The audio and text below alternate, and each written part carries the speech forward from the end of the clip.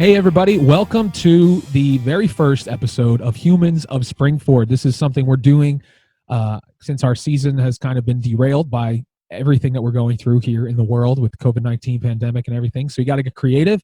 And I'm really excited. I've got some conversations coming up with some really cool folks that are a part of the Spring-Ford community. They may not necessarily have a brick and mortar business within the community like we typically feature, but they're investing either by raising families here, investing financially in the revitalization efforts in the boroughs and at large in the Spring-Ford community. So I'm excited to share these conversations with you. My first guest is my friend who I met a couple of years ago at the Spring-Ford area Rotary Visitors Luncheon. That's right. This is Gary Brown. So Gary, welcome to the podcast. Really appreciate you joining me today. Yeah, thanks, Jeff. This is a really cool opportunity. I'm a big fan of Discover Spring-Ford and big fan of the businesses that you've been able to highlight, and really fortunate to be here on this episode. And let's talk about Spring City and Royersford. It's Yeah, Spring-Ford. for sure. It's good stuff. Yeah, man. I know you're as excited about the community as I am, yeah. and I've really been excited to talk to people who have share that passion. So why don't you let people know a little bit about your personal story, your upbringing and stuff, and we can talk about how that led you to where you are now. For sure. I'm not unlike most people my age that grew up in Chester County, a little bit of a upper middle class upbringing, and I've been Chester County born and bred. I went down to school at University of South Carolina. Then I was a boomerang and came back up here. I studied sport and entertainment management down there. Oh, really? Which I joke, it was like I got a degree in watching Sports Center. Yeah. But I got to use it a little bit, and it taught me a lot about marketing and things like that, and putting butts in seats. Right. And I translated that into a sales career. And right now, I work with real estate investors and distressed property owners, and I'm Okay. more of a matchmaker. And I put the deals together and make sure that the people that need help, that have problems, those problems get solved, and the people that want to put people to work, they're able to put people to work and put food on the table for people that work with their hands. My wife and I, we wanted to live in Spring City because we lived in Phoenixville for 2 years, and as they are, Phoenixville, that's the hot spot, right? But just affordability and school district, Spring City, Royersford was just way more attractive. So we were able to get a borough house, a nice Victorian with a lot of space and a nice size yard. And, we're living here for almost 2 years now. And that's kind of the same time that we went and met each other at the Spring-Ford Rotary event. And the mayor sat at our table. Yeah, right. Mayor Jenna. Like, you go to one thing and you're like, oh my gosh, I'm sitting at the table with the mayor. That's great. Yeah, it's funny because we moved here May 2017, so not really any further along than you guys. And I came from the Lansdale area, so way further out. It was not Royersford. My frame of reference for this area was when I at one time I've had many jobs in my life. One time I was working for an automotive shop as a gopher, and then they trained me on the tow truck and kept paying me as a gopher, but I was a tow truck driver. So I remember one of the things we serviced was they did a lot of fleet maintenance, like security companies that had fleet vans and stuff like that. So we would go to the same places to pick up the vehicles over and over again. And one of the places was the Royersford post office. And I remember driving, this was in like Jenkintown area, if you're familiar with that area. Yeah. Driving out to Royersford from Jenkintown, it felt like I was like leaving the state. It was so far. I know. And so that was the first time I'd ever heard of Royersford, and really hadn't really done much. And then in 2016, maybe early 2017, I helped folks actually buy a home in Spring City Borough that had been completely renovated. Yeah. And I drove through Spring City, over the bridge into Royersford, and I was like, this is like exactly what I want. Like, I want to be in a place where it feels like small town America. For sure. But it's also something I can invest in and start to help with the revitalization efforts to get it back to like that Main Street USA kind of vibe. And so, yeah, it's cool. It's kind of a very similar story from what you just shared. Absolutely. And in the time that you and I have lived in this area, I mean, the downtown in Royersford, it's gotten a facelift. Yeah. It's gotten new businesses coming in. Money is flowing through. There's a bunch of new projects that are coming up along the river there. It's really awesome. And that small town America, really Americana, combined with, you go up Second Avenue a little bit, you can go and get some farm fresh Yeah, produce right. and all that. It's like, what more could you ask for? It's a really a great place to live. Yeah. Familiar with Lansdale, because my wife and I, we lived in Hatfield Oh, for cool. a couple of years. Yeah. And she went to North Penn. Oh, okay. Yeah, So my wife teaches at a private school in the North Penn School District, so okay. she still drives to Lansdale. Well, she did before they closed the schools down, but so she's got a commute. I have a commute as well because I drive out to Strasburg because I perform at Sight and Sound Theaters in the Lancaster County. So we both have commutes, so we're kind of almost in the middle. Mine's a little bit further than hers, but one of the reasons we strategically picked Royersford was because if I was to hopefully get the job at Sight and Sound, it was a doable commute. It's an hour. So most people have a long commute and it's a job they don't necessarily like. So the fact that I enjoy the work that I do, I'm very fortunate to be able to do that once we get back to doing it, obviously. Absolutely. So tell me a little bit about, you said sports entertainment. What did you kind of initially, outside of just enjoying sports, but like what was some of the initial aspirations that you had with that degree? Anyone that's talked to me for more than 15 minutes knows that I'm a huge WWE and pro wrestling fan. Right. And so I went down there to really try and get my foot in the door there. And I worked backstage at probably 10, maybe 12 WWE live events. Those were Raws, SmackDowns, pay-per-views, things like that, for the arenas. Okay. I worked for the basketball arena down there in Columbia, South Carolina, and then Global Spectrum, which was a division of Comcast Spectacor. They also own the Wells Fargo Center, or run that building. Right. So I was able to boomerang and come back home, and then I was working at that building as building services manager, just really kind of managing the cleaning crew that would come in before and after events. And so from there, just transitioned it into a sales career, more income opportunities and better use of my skills and things like that. Yeah.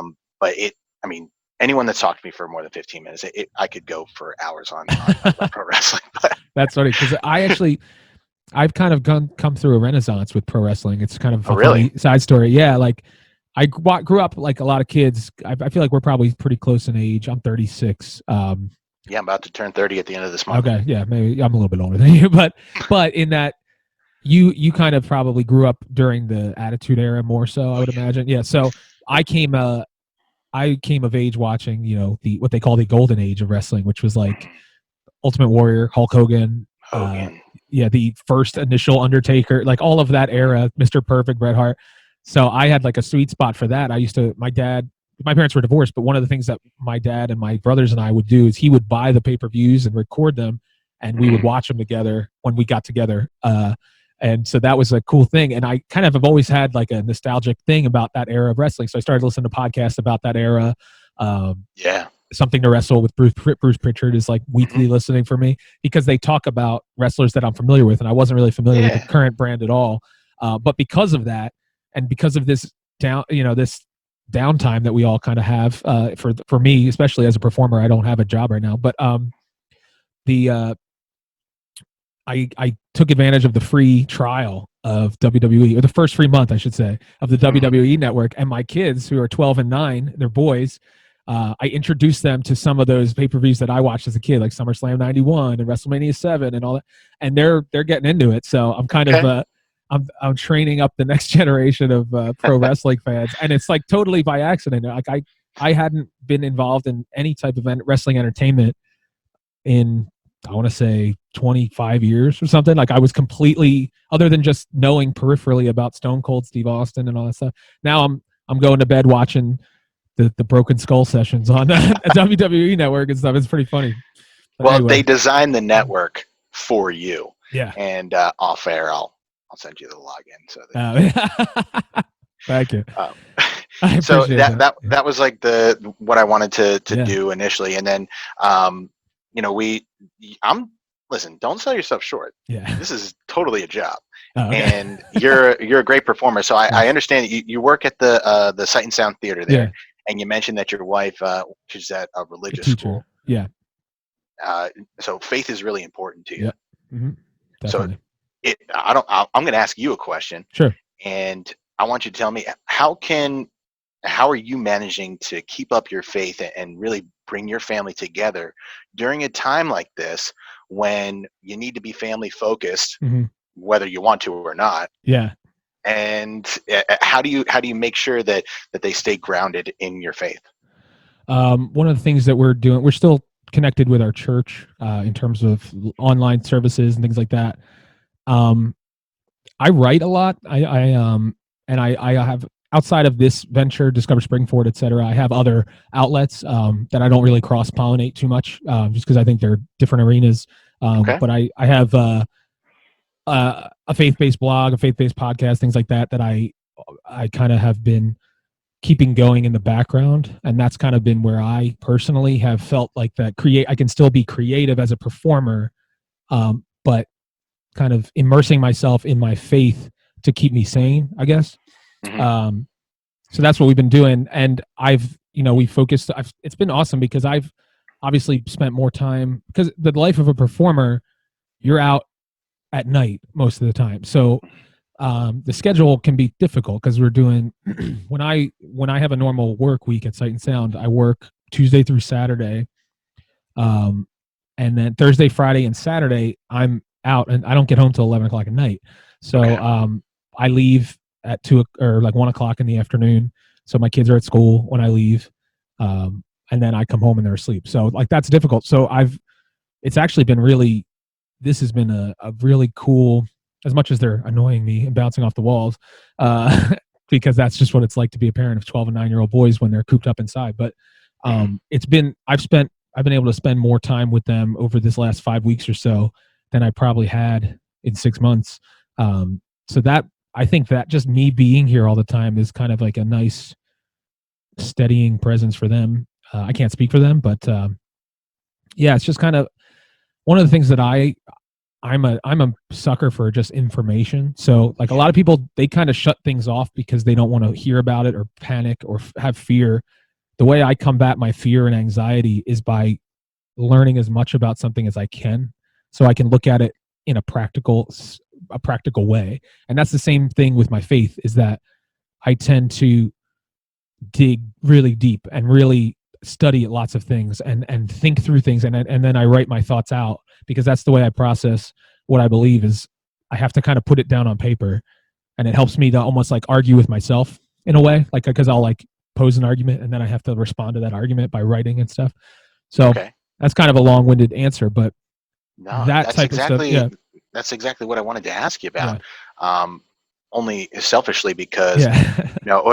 we're looking at bringing in a newborn here Yeah. in July. Congratulations. I mean, who would have guessed that this would have happened? Right. And crazy things are happening in hospitals right now. But I'm hopeful that everything will blow over by then. But Yeah. faith is extremely important. For me, I grew up Jewish, Okay. and I'm Jewish. We're celebrating Passover currently, Right. but I know that a lot of folks have now. This has been a resurgence in For sure. people's faith because Mhm. you have to have some sort of guidelines or moral compass, if you will, to guide you through the mental toughness that you need to be locked up with your family with a 12 and 9-year old or a Right. newborn or something like that. You have to have that mental toughness to be able to get through that. I mean, just Erica and I, it's just us now, but I can tell that from the other new dads and dads to be that I'm talking to, it's really tough. Right. And they gotta make sure that they have their routines and they gotta be really centered all the time because they have to be a strong force in their home, and that masculinity is extremely important when Mhm. we're all tied together. For sure. Um, so I know that you mentioned that you're with your church. Are you at a church within the Spring-Ford area? I'm not actually. We attend a church in Okay. Chester Springs, Okay. Yeah, Calvary Chapel, Chester Springs is where I go. I grew up in That's a Philadelphia. big one. Yeah, so That's I a grew up big in one. Philadelphia, and I grew up at the Calvary Chapel of Philadelphia, which is a huge church.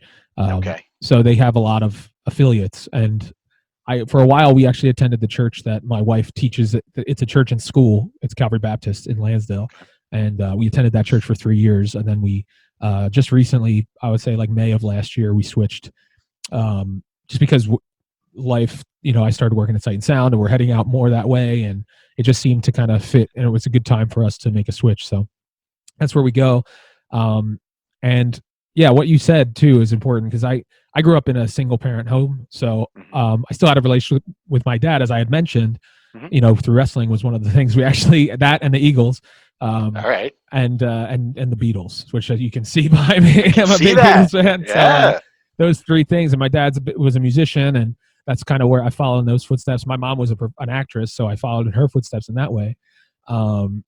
So it's interesting, because I hope that I'm doing a good job being here, but I also know that there's stuff that I can work on to be more present for my kids, because I tend to be very analytical and just kind of get lost in the sauce in my head. So what I can tell just by you saying that, what I can tell is that if you're actively thinking about how much better you want to be, you're already on the right track. And those are the types of things that I see. And with the people that I deal with on a day-to-day basis, these people have big problems in their life, right, and they don't know how to solve them. So I'm not gassing myself up, but I know how to read people pretty well. And if they're focused in any form of fashion on making their situation better with either their family or their life goals in general, I know what they're about, and you should feel confident that knowing that if you're already thinking that way, you're on the right track. That's cool. Thank you. So why don't we talk a little bit about what you do now, and Okay. Just kind of let people know, and then you can also let them know how to access information on it. If it's something that if what you're doing is something that people that come across this episode could really benefit from, you can also let them know how to get in touch with you that way. Well, I can tell you that my DMs are open. So if you want to get in touch, if you slide hear into what I have DMs. To say, if anything that I say throughout this resonates with you, I will not shy away from having a conversation with you and exchanging with you. The people that I work with, I mentioned this earlier. Mm-hmm. I'm a matchmaker between real estate investors and distressed property owners. So we're going to be heading into a time, and I don't have a crystal ball, and I'm not a soothsayer, but I know how people are thinking right now. We're going to be entering into a time where there's going to be some big problems in people's families. People haven't been working. People haven't been getting any paychecks. Unemployment hasn't come yet. People are going to be racking up some debt, whether that's good or bad debt. So inherently, those are going to create some issues. I'm a creative problem solver with regards to getting you money to solve those problems. Most of the time, that happens through the sale of your real estate that you own. So I've helped people in Delaware County and Chester County in Philadelphia, Oklahoma, New Jersey, and a couple other places. And the most common thing is that they have a property that either is in far disrepair, that a real estate agent or a realtor like yourself, it's not worth taking pictures of and running a whole bunch of people through, because the German word is like Schadenfreude, or a little bit embarrassed of it. But those are the types of properties that I work with. I work with pretty houses too. There's also creative solutions for that. I also create retirement solutions for people that do have pretty houses that are looking at it and saying, well, the money that I owe on my mortgage isn't necessarily what I can sell it for right now, and renting a property out doesn't make sense to me, because I never wanted to be a landlord, and I know what tenants do to properties. I work with real estate investors, property management companies, contractors, those types of people, to create those creative solutions so that those problems can get solved and those issues can be addressed. So those are the types of people that I don't want to describe anybody's personal situation, because I don't think this would be the right format for it. No, that's fine. But if anything that I'm saying is resonating with you and you feel like you have problems like that and want to just have a chat to see if I might be able to help you, that's cool. If not, then you can just say, hey, thanks for talking about wrestling and Jeff's faith. I never thought those two things would converge, but I do know that a lot of old pro wrestlers have turned to faith after living a very hard lifestyle on the road and of women and booze and drugs and all that stuff. So they kind of hit rock bottom, no pun intended, and they turn to God. So that's we'll take it, you know. Well, I'll tell you this: what wrestler wouldn't want to go up in front of a crowd and cut a promo for 2 hours? That's right. Right? Yeah, it's true. I mean, it's absolutely true. If a preacher or a pastor or a father, or rabbi, whoever, isn't cutting a promo for 2 hours, then I don't know what that is, right? Yeah, right. It's true. It's really funny, actually. When you what I'll do, like I do with the Discover Spring-Ford episodes, is I'll include any contact information that's relevant, your email address, whatever, phone number below, if anybody wants to get in touch with you.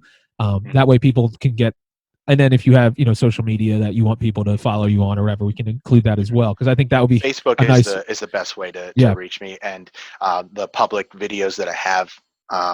When you go to my profile page and you aren't my friend yet, the public videos that come up really explain, what I'm doing in a more personal note. So you can take a look at that. Cool. That sounds great. So I really appreciate you sharing your heart too, man. I know you never know like how comfortable people are going to be exposing like who they are, whether it's, religion or, the things that they tell you not to talk about. I don't follow that rule. So I really appreciate you being candid and opening up. I will ask you, just to kind of turn the tables again, like, sure. Obviously we're entering, like you had mentioned, that, you're entering an unknown, which is becoming a father. Yeah. The role of being the father, the husband, the spiritual head, as it were. And then we're kind of obviously coming through this time that is unprecedented for us. For sure. What are there any things that you're doing or anxieties that you're kind of working through as you get ready to take this next step or this next chapter of your life? Well, if I could cut a little bit of a promo to kind of beef up everyone else here, we can look at this time a couple different ways. The first way would be exactly how our elected leaders and our media wants us to look at it, and that's to sit in our rooms, suck our thumbs, and wait for the sky to fall. Right. Quite frankly, that's not going to happen. The human race has been through much, much worse, and there will be much, much worse to come in the future that will be far long gone before that happens. What you can do right now is you need to go on YouTube and you need to learn a skill to make yourself more valuable. If you're a guy that or a gal that says, I've always wanted to start that business, I've always wanted to do something, this is the time to do it, because you have more free time than you'll ever have, most likely for the rest of your life. And if you can use this time wisely to make yourself a desired employee, or if you can create yourself as a niche problem solver, you're going to have an income for the rest of your life. And if you take that mental attitude and put it towards that, even when we're out of this experience, then you're not going to be relying on government to send you $1,200 or $2,400 for. I don't know about anyone else, but that's only going to be a short-term stopgap. So you can't rely on that, or you can't rely on unemployment, because you're still getting taxed on that. So if and the people that I admire the most are the people that are still out there hustling and still out there trying to get their businesses going. The true entrepreneurs out there that are still risking it, even if there is, a mandated shutdown. I'm not advocating for people to break the law or anything like that, but the real estate contractors that I know that are now, they had crews, but now they're doing the work themselves. Yeah. Those are the guys that know that they had been supporting 3, 4, 5 families off of the investment that they took, and now they got to figure out a way to have that when we return back. Right.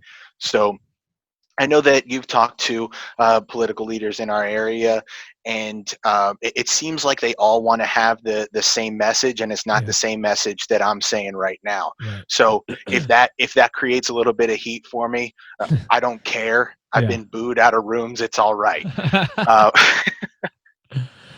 So I'd say that if you own a business on Main Street, whether that's in Royersford or in Spring City, if you own a business, brick and mortar business, I'm rooting for you. The rest of the Spring-Ford area is going to support you when you open your doors again, because we know that it's these bigger companies that can take this, and they've gotten bailed out. We're going to support you because you need it the most. You're the ones employing the most local people. You're the ones that are the heart and soul of this thing. I mean, up there, I feel so bad for, I don't know if I should, but I feel so bad for the downtown, because they were set to open for this spring. They were going to be rocking and rolling, making the upper side of Main Street really hopping. And it's a little delayed, I think.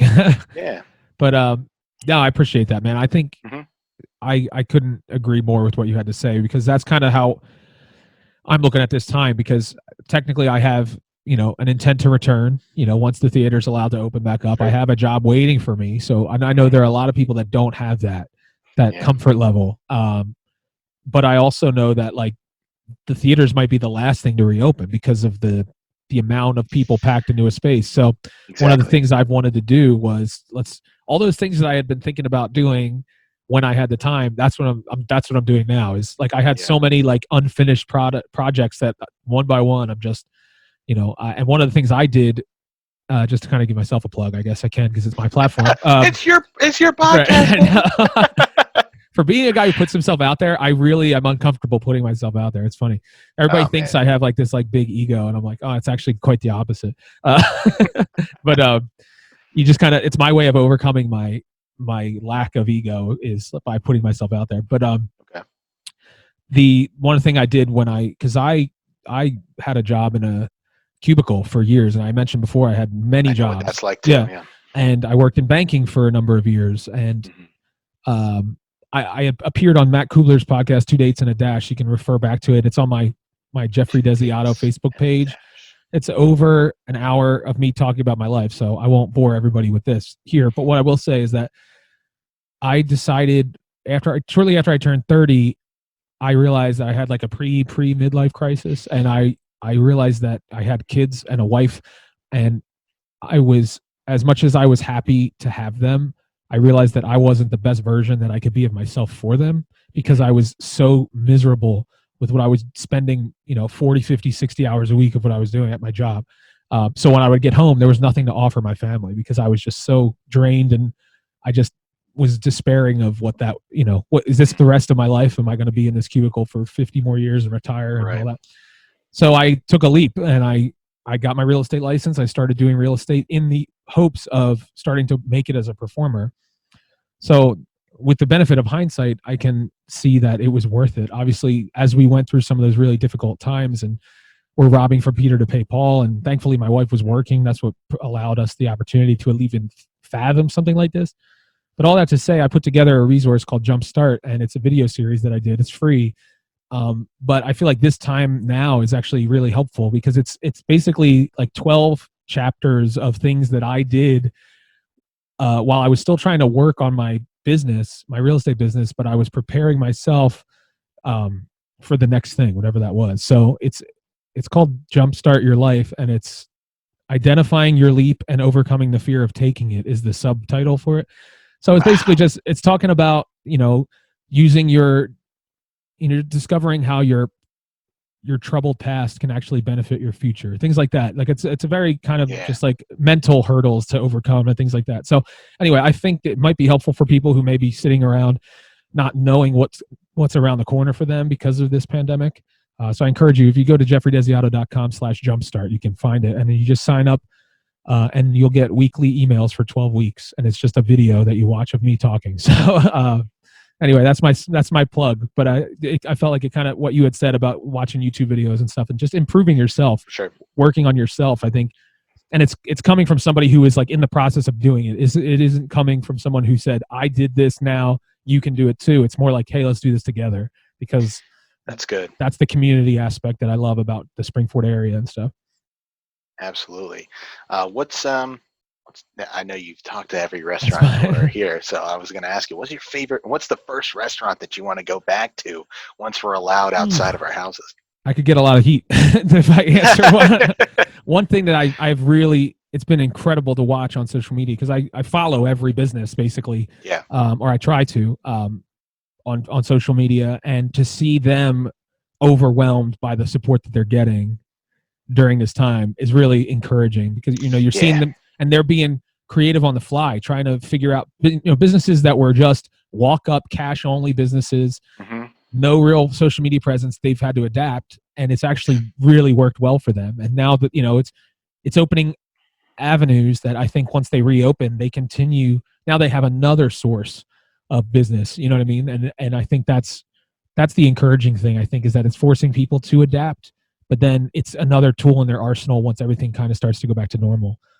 So anyway, that was my workaround. But I've been we've done takeout from Giovanni's, we've done takeout from Anna Marie's. We're planning this weekend. We're actually planning on trying Birdie's Kitchen for the first time, which is the new business in Spring City.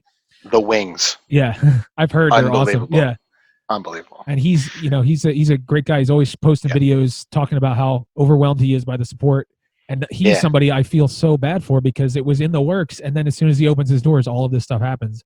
So I know. He's never actually really been open for business. It seems it's been all takeout business. But man, it's great to see the community come around people like that and support them. So there's a place in Limerick called El Limon. And and there's Frida's also, Mexican grill, and I'm just a huge Mexican fan, and it's like authentic. Like everybody that works there is of the right nationality to bake great authentic Mexican food. There's one in Conshohocken, El Limon. There's one in Ambler, and they opened as soon as we moved here. I was like, oh, there's no real good like Mexican places. And then as soon as we moved here, they opened an El Limon. It was my favorite Mexican restaurant in Limerick. So I'm excited to go back there. I'm excited to go for the new. There's a new ice cream shop going in once everything ends. Handles of Royersford is going to be. Is that what it is? It's Handles. They're going to be occupying the former Nelson's ice cream store. So I'm really excited to see some of those things start to happen. And so I don't know, man. To answer what I want, you don't have to. You don't have to just do the politician answer. No. I will say El Limon. I will say it. No offense to anybody else, but because my food. My cuisine of choice is Mexican, and I think they're the best Mexican in the area. So I will say that. Okay. How about you? Cool. Well, this is the town, or these are the towns for the breakfast spots. Oh, of course. Unbelievable. And every time we go into Main Street, it's like, everybody knows your name. That's right. Yeah. It just feels like family in there, and I know that they've been hit pretty hard, because I don't know if they're even doing that. I think they tried it for a little bit, but so that's going to be the spot that we're going to make sure if we have dollars to spend on anything, we're going to put it with them. Not to slight Anna Marie's or obviously Brood Awakener or anything like that, because those places are fantastic in their own right. But that's going to be the place that we go to. Yeah, man, I get the Ram combo every time I go there. So I love cream chip beef. So if I can get all my favorite breakfast things and cream chip beef on top of it, that's a pretty good deal. Very cool. Very cool. Well, Gary, man, thank you so much. Is there anything else you'd like to share as we wrap up? This has been a fun conversation. If you are at home, I don't know when this is going to be put out, but I'm just going to open it up. If you're at home and you are looking for a skill, talk to me. I am a coach as well, for a little bit of sales coaching, and I can teach you to do exactly what I'm doing, being a creative problem solver. So and this would be totally free for anyone that lives in the Spring-Ford area. I wouldn't charge you anything. So if you want to learn a skill and if you want to do something that is real estate related, come and talk to me. I'll help you achieve your goals. That's awesome, man. Thank you so much for that offer too. I really appreciate that, and I'm sure everybody in this community will appreciate it as well. And one thing I forgot to share actually was that I highly recommend talking to somebody about this, because we were in a situation. The very first home we bought was a condo in December 2006. We bought it, and the property is still. If you go on the Zillow estimate, obviously that's not accurate, but even if you comp out the properties, it's still not worth 14 years later what we paid for it. So we were reluctant investors, I guess, because we lived there for 5 years and then it was too small for our family. 750 square feet for 2 kids and everything. So we rented it out for how many years? 6 or 7 years, and I hated being a landlord. It's just not my style. So we actually. I think it might maybe a mutual friend of ours, Larry Steinhaus. I don't know if you know him. Yes. So he and I go way back, and he actually helped me unload that property.